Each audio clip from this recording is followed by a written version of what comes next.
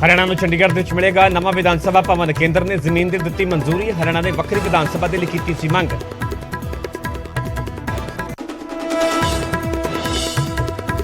ਮੋਗਾ ਚਾਸ਼ੂ ਬਾਂਗੜ ਦੀ ਗ੍ਰਿਫਤਾਰੀ ਦੇ ਵਿਰੋਧ ਦੇ ਵਿੱਚ ਕੱਲ੍ਹ ਤੋਂ ਕਾਂਗਰਸ ਦਾ ਧਰਨਾ ਜਾਰੀ। ਪ੍ਰਗਟ ਸਿੰਘ ਕੁਲਦੀਪ ਜ਼ੀਰਾ ਸਣੇ ਵੱਡੇ ਕਾਂਗਰਸੀ ਆਗੂ ਵੀ ਧਰਨੇ 'ਚ ਪਹੁੰਚੇ। ਬਾਂਗੜ ਤੇ ਫਰਜ਼ੀ ਦਸਤਾਵੇਜ਼ ਬਣਾਉਣ ਦੇ ਨੇ ਇਲਜ਼ਾਮ। पंजाब के कई जिलों च पुलिस का एक्शन। डीजीपी सने कई अधिकारी ने रेड। अद्धे पंजाब के विच नशे खिलाफ चलाया ऑपरेशन। पठानकोट के बैंक च गैंगस्टर गोल्डी बराड़ के नाम से खाता खुलवाउण की कोशिश। राजधानी बन के बैंक के विच आया हरियाणा का शख्स। आधार कार्ड से लगी हुई सी गोल्डी बराड़ की फोटो। दुकानदार से भड़के पंजाबी कलाकार युवराज हंस। तकरार तो बाद की धक्का मुक्की। दुकानदार का इल्जाम मामूली गल के पिछे की बदसलूकी। अमरनाथ गुफा के नेड़े बदल फटन के नाल 16 लोगों की मौत। करीब 40 श्रद्धालु हाले भी लापता। हैलीकॉप्टर के जरिए रेस्क्यू ऑपरेशन जारी। शिमला के चौपाल च 4 मंजिला इमारत हुई ढह ढेरी। बिल्डिंग के डिगण की लाइव वीडियो भी आई सामने। कोई जानी नुकसान होने की खबर नहीं।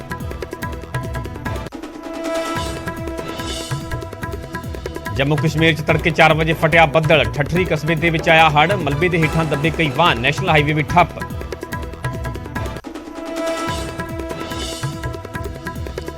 मोगा के पिंड ततारीए च फैली सनसनी। शख्स ने सहुरे परिवार से हमला करने तो बाद की खुदकुशी। सहुरे परिवार के 5 मैंबरों को तेजधार हथियारों के नाल कीता लहू लोहान। सोनीपत च गुंडागर्दी का नंगा नाच। कुछ लोगों ने बेरहमी के नाल शख्स की कीती कुटमार। डंडे लाठियां के नाल कीता हमला। चंडीगढ़ स्कूल हादसे के विच मारी गई हिराक्षी का होया अंतिम संस्कार। सांसद किरण खेर समेत जिला प्रशासन के अधिकारी भी पहुंचे। कल स्कूल के विच दरख्त डिगण के नाल हुई सी मौत। आर्थिक संकट के नाल जूझ रहे श्रीलंका के विच प्रदर्शनकारियों ने राष्ट्रपति भवन से किया कब्जा। राष्ट्रपति के बैडरूम तक दाखिल हुए प्रदर्शनकारी राष्ट्रपति भवन छड्ड के हुए गायब।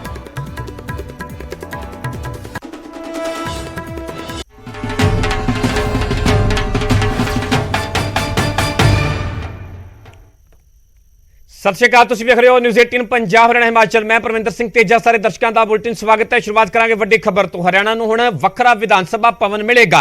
सीएम मनोहर लाल का यह वड्डा बयान। समय इन्हां दे वल्लों इस गल की पुष्टि की गई है कि केंद्र ने चंडीगढ़ के विच जमीन के लिए मंजूरी दे दी है। विधान सभा के लिए चंडीगढ़ के विच वाधू जमीन मिलेगी। हरियाणा केंद्र के कोल कीती सी वखरी विधान सभा की मंग। हरियाणा के वल्लों दरअसल लगातार कोशिशां कीतियां जा रही सन, जिवें कि हरियाणा विधानसभा के स्पीकर ज्ञानचंद गुप्ता के वल्लों इस गल की जानकारी दी गई। उन्होंने कहना है कि 1 साल तो पिछले कोशिशां कीतियां जा रही सन। केंद्र सरकार के अगे मंग रखी जा रही थी कि हरियाणा को वक्री विधानसभा भवन बनाने के लिए जगह दी जाए। तो आखिरकार सीएम मनोहर लाल के वल्लों इस गल की पुष्टि की गई है। बयान देके उन्होंने कहना है कि केंद्र के वल्लों इस मंग को मान लिया गया है। तो हुण चंडीगढ़ के विच जिहड़ी जमीन है चंडीगढ़ प्रशासन के वल्लों दी जाएगी। हुण देखना होगा कि आखिरकार किस जगह पर जमीन मिलती है जिथे कि वक्री हरियाणा विधानसभा बनाई जाएगी। वखरा हरियाणा विधानसभा का भवन बनेगा। सिर्फ वड्डी खबर जुड़ी हुई है हरियाणा के लिहाज के नाल, पंजाब के लिहाज के नाल। हरियाणा नूं वक्री विधानसभा मिलेगी। सीएम मनोहर लाल ने उसनूं लैके वड्डा बयान दिता गया है। केंद्र ने चंडीगढ़ के विच जमीन के लिए मंजूरी दे दी है। दरअसल लगातार ये मंग की जा रही थी। हालांकि इस तो पहला जो पिछली सरकार सी, कांग्रेस की सरकार सी, तो हरियाणा के वल्लों ये मंग पंजाब के अगे रखी गई सी कि जिहड़ी विधानसभा जिहड़ी सांझी विधानसभा है हरियाणा ते पंजाब की, उस इमारत के विच स्पेस के विच वाधा किया जाए, हरियाणा को होर स्पेस दिता जाए। पर उस वेले सरकार के वल्लों इस मंग नूं हरियाणा सरकार की इस मंग नूं ठुकरा दिता गया सीगा। हालांकि उस वेले भी हरियाणा सरकार के वल्लों चंडीगढ़ प्रशासन के अगे मुद्दा चुकया गया। उस तो बाद केंद्र के अगे मंग रखी गई तो आखिरकार केंद्र के वल्लों इस मंग नूं मंजूर कर लिया गया। तो हुण हरियाणा की वक्री विधानसभा बनेगी, जिसनूं लैके चंडीगढ़ के विच चंडीगढ़ प्रशासन के वल्लों जमीन दी जाएगी।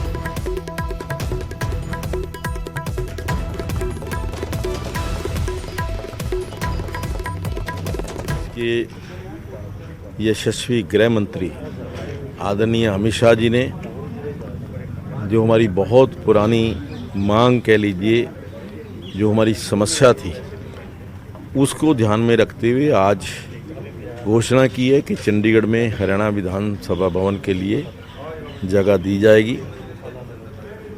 उसके लिए मैं उनका बहुत बहुत आभार व्यक्त करता हूं। साथ ही हमारे मुख्यमंत्री आदरणीय मनोहर लाल जी का, जिनके विशेष प्रयासों से ये संभव हो पाया है। और इसमें सभी का सहयोग, चाहे वो विशेष तौर पर आदरणीय प्रधानमंत्री नरेंद्र मोदी जी का आशीर्वाद, आदरणीय अमित शाह जी का, आदरणीय जो हमारे देश के उपराष्ट्रपति हैं वेंकैया नायडू जी, क्योंकि पिछले दिनों मैंने उनसे भी प्रार्थना की थी, हमारे लोकसभा के स्पीकर ओम बिरला जी, सभी ने ये समझा कि ये जो बता रहे हैं समस्या बिल्कुल जायज़ है और इसका समाधान होना चाहिए। तो आज वो समस्या के समाधान की ओर एक कदम। इसके लिए हमने जगह 10 एकड़ ज़मीन जो चंडीगढ़ का मध्य मार्ग है, उस मध्य मार्ग के ऊपर साथ लगते जो रेलवे स्टेशन का जो चौक है उसके साथ ही जगह हमने चिन्हित की थी। उसमें आदरणीय मुख्यमंत्री जी भी थे, आदरणीय और सभी अधिकारी थे चंडीगढ़ के, हरियाणा के। तो लगभग वो स्थान जो है वो फाइनल हुआ। देश के अंदर भी विदेश के अंदर भी जिस प्रकार से विधानसभा के अच्छे भवन बने हैं, उन सभी के अंदर वहाँ की ज़रूरतों को देखते हुए और अपनी ज़रूरतों को देखते हुए यदि वहाँ पर कोई अच्छी चीज़ है, उनसे वो अच्छी चीज़ लेकर के इस विधान भवन के अंदर हम समायोजित।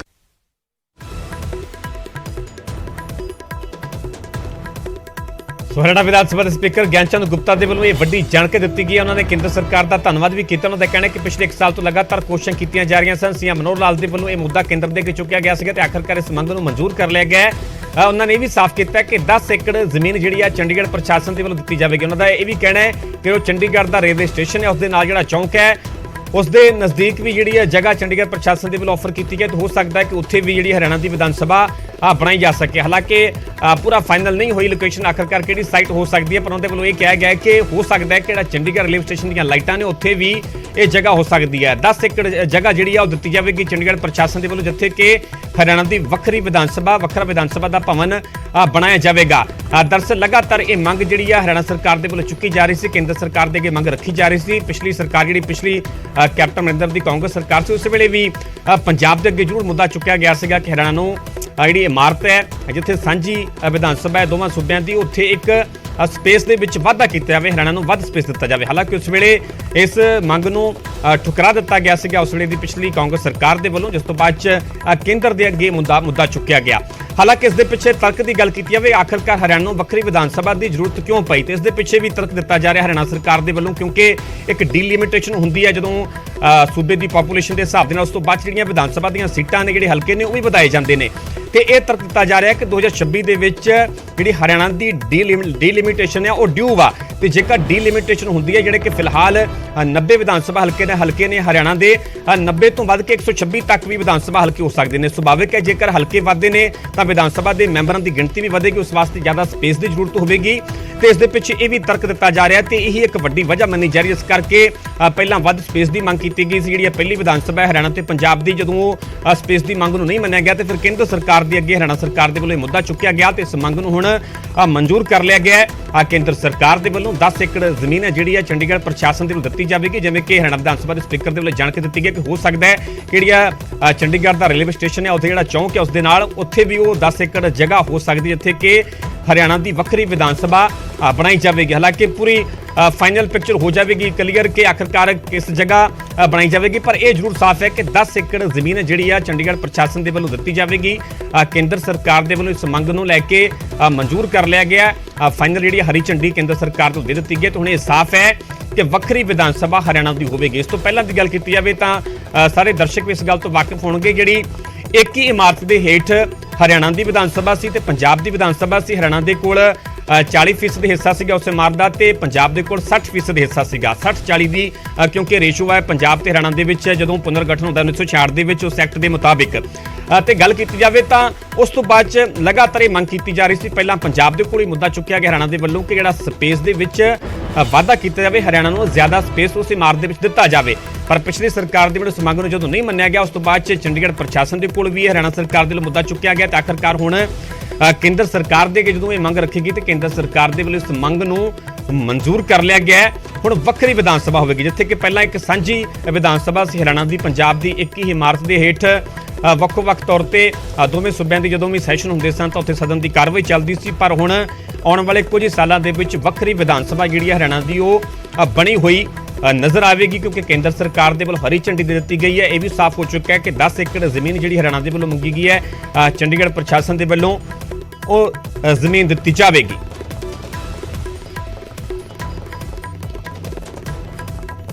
ਸੋ ਹਰਿਆਣਾ ਦੇ ਸੀਐਮ ਮਨੋਹਰ ਲਾਲ ਦੇ ਵੱਲੋਂ ਖੁਦ ਟਵੀਟ ਕਰਕੇ ਇਸ ਗੱਲ ਦੀ ਪੁਸ਼ਟੀ ਕੀਤੀ ਗਈ ਕਿ ਕੇਂਦਰ ਸਰਕਾਰ ਦੇ ਵੱਲੋਂ ਹਰਿਆਣਾ ਸਰਕਾਰ ਦੀ ਮੰਗ ਨੂੰ ਮਨਜ਼ੂਰ ਕਰ ਲਿਆ ਗਿਆ। ਉਹਨਾਂ ਟਵੀਟ ਕਰਦੇ ਕੀ ਲਿਖਿਆ ਗਿਆ, ਉਹਨਾਂ ਨੇ ਲਿਖਿਆ ਹੈ ਕਿ ਹਰਿਆਣਾ ਵਿਧਾਨ ਸਭਾ ਦੇ ਲਈ ਵੱਖਰੀ ਇਮਾਰਤ ਦੀ ਸਾਡੀ ਮੰਗ ਨੂੰ ਪੂਰਾ ਕਰਦੇ ਹੋਏ ਅੱਜ ਕੇਂਦਰੀ ਗ੍ਰਹਿ ਮੰਤਰੀ ਅਮਿਤ ਸ਼ਾਹ ਜੀ ਨੇ ਚੰਡੀਗੜ੍ਹ ਦੇ ਵਿੱਚ ਵਿਧਾਨ ਸਭਾ ਦੇ ਲਈ ਵਾਧੂ ਜ਼ਮੀਨ ਦੇਣ ਦਾ ਐਲਾਨ ਕੀਤਾ ਹੈ।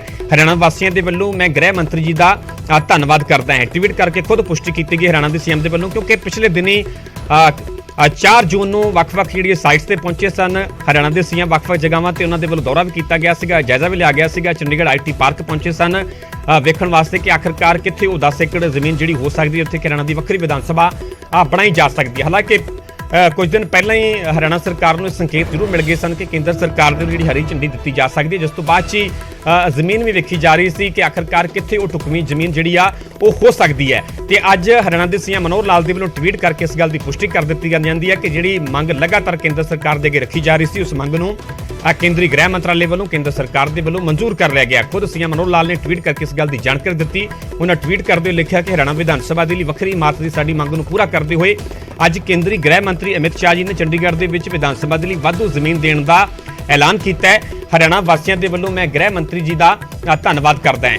ਹਰਿਆਣਾ ਸਰਕਾਰ ਦੇ ਵੱਲੋਂ ਕੇਂਦਰੀ ਗ੍ਰਹਿ ਮੰਤਰੀ ਦਾ ਕੇਂਦਰ ਸਰਕਾਰ ਦਾ ਸੀਐਮ ਮਨੋਹਰ ਲਾਲ ਦੇ ਵੱਲੋਂ ਧੰਨਵਾਦ ਵੀ ਕੀਤਾ ਗਿਆ ਤੇ ਇਸ ਗੱਲ ਦੀ ਪੁਸ਼ਟੀ ਕੀਤੀ ਗਈ ਕਿ ਜਿਹੜੀ ਮੰਗ ਲਗਾਤਾਰ ਰੱਖੀ ਜਾ ਰਹੀ ਸੀ ਹਰਿਆਣਾ ਦੀ ਵੱਖਰੀ ਵਿਧਾਨ ਸਭਾ ਦੀ, ਕੇਂਦਰ ਸਰਕਾਰ ਦੇ ਉਸ ਮੰਗ ਨੂੰ ਮਨਜ਼ੂਰ ਕਰ ਲਿਆ ਗਿਆ। ਉਸ ਨੂੰ ਲੈ ਕੇ ਚੰਡੀਗੜ੍ਹ ਪ੍ਰਸ਼ਾਸਨ ਨੂੰ ਆਦੇਸ਼ ਵੀ ਦਿੱਤੇ ਗਏ ਨੇ ਤੇ ਚੰਡੀਗੜ੍ਹ ਪ੍ਰਸ਼ਾਸਨ ਦੇ ਵੱਲੋਂ 10 ਏਕੜ ਜ਼ਮੀਨ ਦਿੱਤੀ ਜਾਵੇਗੀ।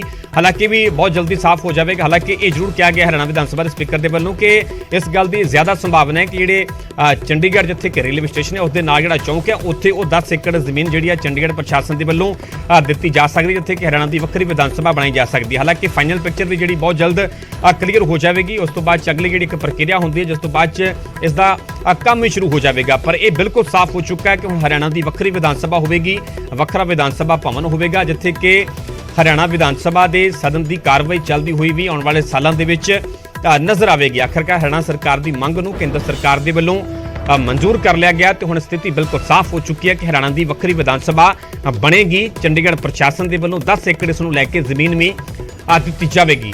ਤੁਹਾਨੂੰ ਇਹ ਵੀ ਸਾਫ਼ ਕਰ ਦਈਏ ਕਿ ਇਸ ਤੋਂ ਪਹਿਲਾਂ ਲਗਾਤਾਰ ਪੰਜਾਬ ਦੇ ਅੱਗੇ ਪਿਛਲੀ ਕੈਪਟਨ ਅਮਰਿੰਦਰ ਦੀ ਸਰਕਾਰ ਵੇਲੇ ਵੀ ਹਰਿਆਣਾ ਵਿਧਾਨ ਸਭਾ ਦੇ ਸਪੀਕਰ ਦੇ ਵੱਲੋਂ ਹਰਿਆਣਾ ਸਰਕਾਰ ਦੇ ਵੱਲੋਂ ਪੰਜਾਬ ਦੇ ਅੱਗੇ ਮੰਗ ਰੱਖੀ ਗਈ ਸੀ ਜਿਹੜੀ ਜਿੱਥੇ ਪਹਿਲਾਂ ਸਾਂਝੀ ਹਰਿਆਣਾ ਤੇ ਪੰਜਾਬ ਦੀ ਵਿਧਾਨ ਸਭਾ ਹੈ, ਹਾਲਾਂਕਿ 60-40 ਦੀ ਰੇਸ਼ੋ ਦੇ ਨਾਲ ਉੱਥੇ ਜਿਹੜੀ ਅਲੱਗ-ਅਲੱਗ ਹਿੱਸੇਦਾਰੀ ਹਰਿਆਣਾ ਤੇ ਪੰਜਾਬ ਦੀ, ਪਰ ਹਰਿਆਣਾ ਦੇ ਵੱਲੋਂ ਲਗਾਤਾਰ ਮੰਗ ਕੀਤੀ ਜਾ ਰਹੀ ਸੀ ਕਿ ਉੱਥੇ ਹਰਿਆਣਾ ਨੂੰ ਜ਼ਿਆਦਾ ਸਪੇਸ ਦਿੱਤਾ ਜਾਵੇ। ਜ਼ਿਆਦਾ ਸਪੇਸ ਦੀ ਮੰਗ ਪਿਛਲੀ ਸਰਕਾਰ ਵੇਲੇ ਰੱਖੀ ਗਈ ਸੀ। ਉਸ ਵੇਲੇ ਜਿਹੜੇ ਸਪੀਕਰ ਸਨ ਪੰਜਾਬ ਵਿਧਾਨ ਸਭਾ ਦੇ ਅੱਗੇ ਉਹਨਾਂ ਦੇ ਅੱਗੇ ਵੀ ਇਹ ਮੰਗ ਜਿਹੜੀ ਰੱਖੀ ਗਈ ਸੀ, ਪਰ ਉਸ ਮੰਗ ਨੂੰ ਮਨਜ਼ੂਰ ਨਹੀਂ ਸੀ ਕੀਤਾ ਗਿਆ। ਉਸ ਮੰਗ ਨੂੰ ਪਿਛਲੀ ਸਰਕਾਰ ਦੇ ਵੱਲੋਂ ਠੁਕਰਾ ਦਿੱਤਾ ਗਿਆ ਸੀਗਾ, ਜਿਸ ਤੋਂ ਬਾਅਦ 'ਚ ਕੇਂਦਰ ਸਰਕਾਰ ਦੇ ਇਹ ਅੱਗੇ ਮੁੱਦਾ ਹਰਿਆਣਾ ਸਰਕਾਰ ਦੇ ਵੱਲੋਂ ਚੁੱਕਿਆ ਗਿਆ ਕਿ ਹਰਿਆਣਾ ਦੀ ਵੱਖਰੀ ਵਿਧਾਨ ਸਭਾ ਬਣਾਉਣ ਦੇ ਲਈ ਜਿਹੜੀ ਜ਼ਮੀਨ ਹੈ ਚੰਡੀਗੜ੍ਹ ਦੇ ਵਿੱਚ ਦਿੱਤੀ ਜਾਵੇ।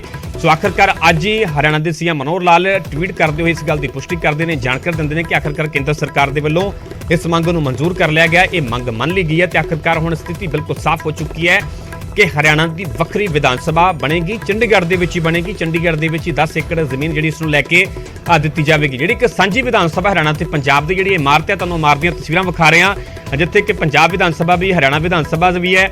ਇਸ ਇਮਾਰਤ ਦਾ ਜਿਹੜਾ 60% ਹਿੱਸਾ ਹੈ ਉਹ ਪੰਜਾਬ ਦੇ ਕੋਲ ਹੈ, 40% ਹਿੱਸਾ ਜਿਹੜਾ ਹਰਿਆਣਾ ਦੇ ਕੋਲ ਹੈ ਤੇ ਇੱਥੇ ਹੀ ਹਰਿਆਣਾ ਤੇ ਵਿਧਾਨ ਸਭਾ ਦੇ ਸੈਸ਼ਨ ਦੀ ਜਿਹੜੀ ਕਾਰਵਾਈ ਚੱਲਦੀ ਹੋਈ ਅਕਸਰ ਨਜ਼ਰ ਆਉਂਦੀ ਸੀ।